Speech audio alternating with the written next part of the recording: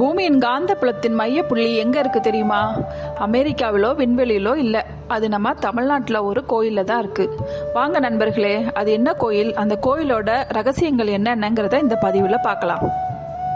அது எந்த கோயில்னா சிதம்பரம் நடராஜர் கோயில் தான். சிதம்பரம் நடராஜர் கோயிலுங்கிறது ஒரு சாதாரண கோயில் இல்லை, பூமியின் காந்த புலத்தின் நடுப்புள்ளி, அதாவது மேக்னெட்டிக் ஈக்குவட்டாரின் மையப்புள்ளி இங்கே தான் இருக்குது. நவீன அறிவியல் கருவிகள் எதுவுமே இல்லாத அந்த காலத்தில் நம்ம முன்னோர்கள் எப்படி கண்டுபிடிச்சாங்க? ரொம்ப ஆச்சரியமா இருக்குது இல்லையா? நம் உடம்பும் சிதம்பரம் கோயிலும் ஒன்று தான். மனித உடம்பை வைத்து ஒரு கோயில் கட்டப்பட்டதுன்னு சொன்னால் நம்ப முடியுதா? இது நமது 2வது ரகசியம். கோயிலோட கூரையில் 21,600 தங்க ஓடுகள் வேயப்பட்டுள்ளன. இது ஒரு மனிதன் ஒரு நாளில் சுவாசிக்கும் சராசரி மூச்சு காற்றை குறிக்கிறது.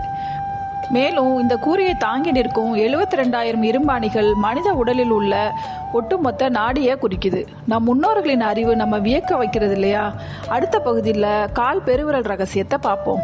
நடராஜரின் கால் விரலுக்கும் பிரபஞ்சத்திற்கும் என்ன தொடர்பு? அறிவியல் தேடும் 3வது 4வது ரகசியத்தை இப்ப பார்ப்போம். கோயிலின் பொன்னம்பலத்துல 9 தூண்கள் இருக்கு. இது 9 தூண்களும் 9 சக்திகளை குறிக்கிறது. அங்க உள்ள 5 தூண்கள் பஞ்சபூதங்களை குறிக்குது. நடராஜன் இடது கால் பெருவிரல் சன்னதிக்கு செல்லும் வழியில உள்ள தூண்களுடன் ஒரே நேர்கோட்டில் அமைஞ்சுள்ளது. இந்த பெருவிரல் பிரபஞ்சத்தின் ஈர்ப்பு விசையை குறிக்கிறது. கலையும் அறிவியலும் இங்கு கைகோர்க்கிறது. அடுத்த பகுதியில் ஆகாய தலம் பற்றி பார்க்கலாம்.